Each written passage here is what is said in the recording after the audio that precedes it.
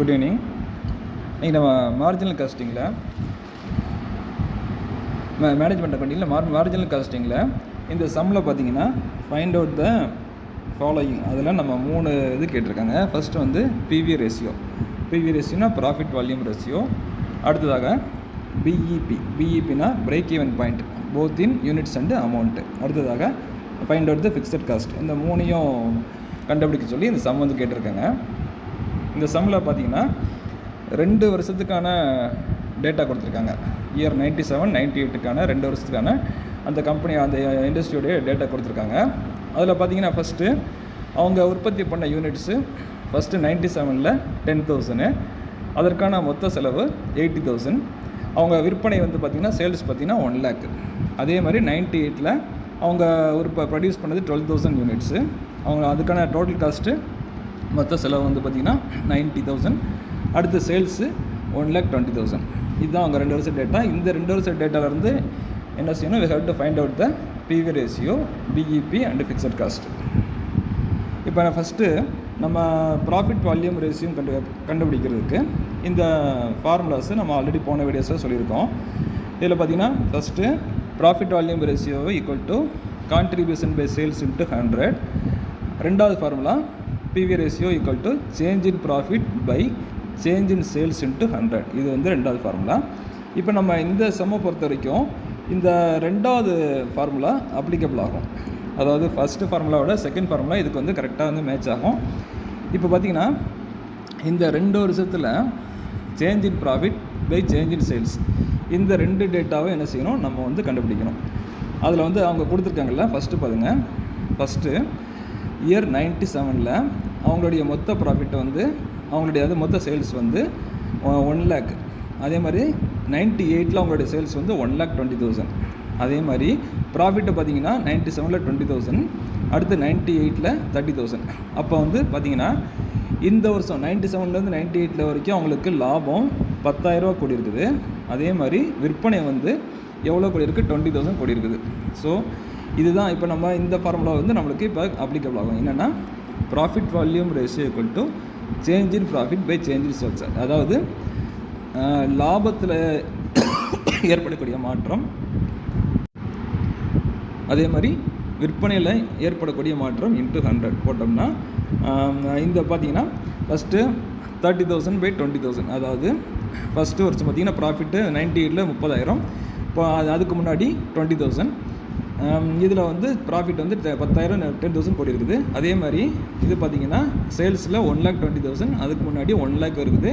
இது மைனஸ் பண்ணோம்னா 20,000. இப்போ 10,000 பை 20,000 இன்ட்டு 100 போட்டிங்கன்னா 50% பிவி ரேஷியோ நம்மளுக்கு கிடைக்கும். இதில் ஃபஸ்ட்டு பார்த்திங்கன்னா 30,000 மைனஸ் 20,000, அது 2,000 சொல்லிட்டு கொஞ்சம் மிஸ்டேக்காக இருக்குது, பார்த்துக்கோங்க. இப்போ வந்து இது நம்ம ஃபஸ்ட்டு ஃபார்முலா அப்ளை பண்ணி என்ன செஞ்சிட்டோம்? பிவி ரேஷியோ கால்குலேட் பண்ணிவிட்டோம். அடுத்ததாக சம்மில் என்ன கேட்டிருக்காங்கன்னா, ரெண்டாவது break even point both in units and amount. இப்போ நமக்கு பிரேக் ஈவன் பாயிண்ட் கண்டுபிடிக்கிறதுக்கு ஃபிக்ஸட் காஸ்டோடைய அமௌண்ட்டு தெரியணும். ஏன்னா பிரேக் ஈவன் பாயிண்டோட ஃபார்முலா வந்து இருக்குது. ஆக்சுவலாக ரெண்டுமே கேட்டிருக்காங்க. Break even point in units and amount. இதில் பார்த்தீங்கன்னா பிரேக் ஈவன் பாயிண்ட் இன் யூனிட்ஸ்னால் break even point in amount by selling price. அதே மாதிரி இன் அமௌண்ட்டில் போட்டோம்னா fixed cost by profit volume ratio. இதில் நம்ம ரெண்டாவது ஃபார்முலா வந்து எடுத்துக்கிறோம். Break even point in amount equal to fixed cost by PV ratio. இப்போ அப்படிங்கிற பட்சத்தில் என்ன செய்ய போகிறோம்? நம்ம ஃபிக்ஸட் காஸ்ட் அமௌண்ட்டோடைய அந்த ஃபிக்ஸட் காஸ்ட்டோடைய வேல்யூவை நம்ம we are going to identify. பார்த்துக்கோங்க. Fixed cost equal to contribution minus profit. இது டிஃபால்ட் எதெல்லாம் ஃபார்முலாஸு. இந்த ஃபார்முலாஸ் எல்லாமே நம்ம போன வீடியோஸில் தனியாக நம்ம போட்டிருக்கோம், அதையும் பார்த்துக்கோங்க. இப்போ fixed cost equal to contribution minus profit, contribution equal to sales into PV ratio. இப்போ ரெண்டாவது ஃபார்முலா நம்மளுக்கு அப்ளிகபிள் ஆகும். சேல்ஸ் வந்து நம்மளுக்கு பேஸ் இயராக வந்து என்ன செய்கிறோம்? 1997 சேல்ஸ் அமௌண்ட்டை 1 lakh வந்து என்ன செய்கிறோம்? நம்ம பேஸ் இயர் சேல்ஸாக வந்து எடுக்கணும். அப்போ அந்த 1 lakh, இந்த 1 lakh இருக்குல்ல, இந்த சேல்ஸ் அமௌண்ட் 1 lakh இருக்குல்ல, இதை வந்து பேஸ் இயராக நம்ம வந்து எடுத்துக்கிறோம். எடுத்துகிட்டு இன்ட்டு 50%.